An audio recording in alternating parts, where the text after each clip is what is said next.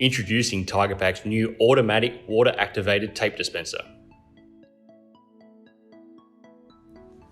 For machine setup, begin with raising the machine's safety cover and installing the supplied tape guides at the required width setting.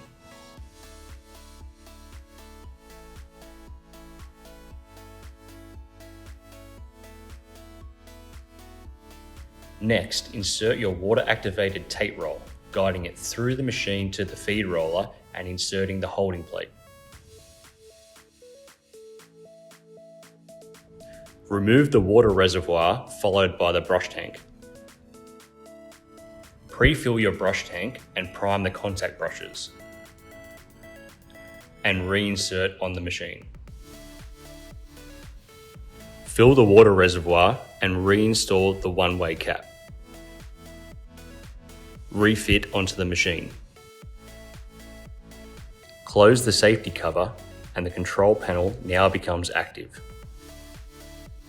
Control panel settings include heater adjustments, program selections, preset lengths, program start and manual delivery.